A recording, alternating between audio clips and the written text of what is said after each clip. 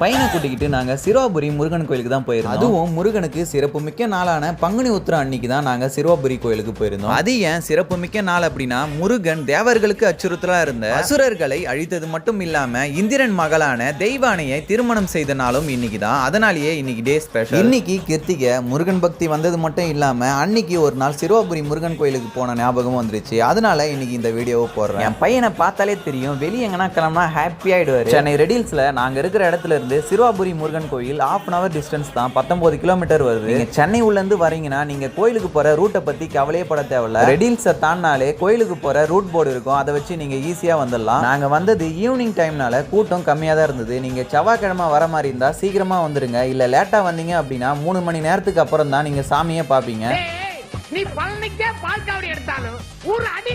கூட்டம் கம்மினால நாங்க 1/2 மணி நேரத்துல சாமியை பார்த்துட்டு வெளியே வந்துட்டோம். என் பையன் கோவிலுக்கு வெளியே வித்துட்டு இருந்த இந்த மயில் இறக பார்த்து கை காட்டிட்டு இருந்தான். அதனால ஒன்னு வாங்கி அவர்கிட்ட கொடுத்தாச்சு. அதுக்கப்புறம் கோவில் தெரியற மாதிரி போட்டோ வீடியோஸ் எல்லாம் எடுத்து வச்சுக்கிட்டேன். இங்க வர பாதி பேர் இங்க நின்று தான் போட்டோ வீடியோ எல்லாம் எடுப்பாங்க. நான் இந்த கோவிலுக்கு ஃபர்ஸ்ட் டைம் 2015 10th படிக்க சொல்ல தான் பஸ்ல வந்தேன். நீங்க வந்தீங்கன்னா கோவில் வாசல்லையே இறக்கி விடுவாங்க. இங்க பல பேர் வேண்டுதல்னால பிரசாதமும் தருவாங்க. நாங்க கரெக்டா வீட்டுக்கு கிளம்புன நேரத்துல எங்களுக்கு பிரசாதமும் கிடைச்சது. கோயில் வாசல்ல காய்கறிலாம் கூட விற்பாங்க, தேவைப்பட்டா வாங்கிக்கலாம். ரொம்ப நேரம் ஒரே இடத்துல நின்று இருந்ததுனால என் பையன் டென்ஷன் ஆகி யாருக்கும் ஃபோன் பண்ண ஆரம்பிச்சிட்டான். இங்கேயே இருந்தா ரொம்ப பிரச்சனை பண்றோம் அப்படின்னு அங்கிருந்து கிளம்ப ரெடி ஆயிட்டோம். இந்த வீடியோ உங்களுக்கு பிடிச்சிருந்தா லைக் பண்ணுங்க, கமெண்ட் பண்ணுங்க, ஷேர் பண்ணுங்க, மறக்காம சப்ஸ்கிரைப் பண்ணிக்கோங்க. அடுத்த வீடியோல பார்க்கலாம். பாய்.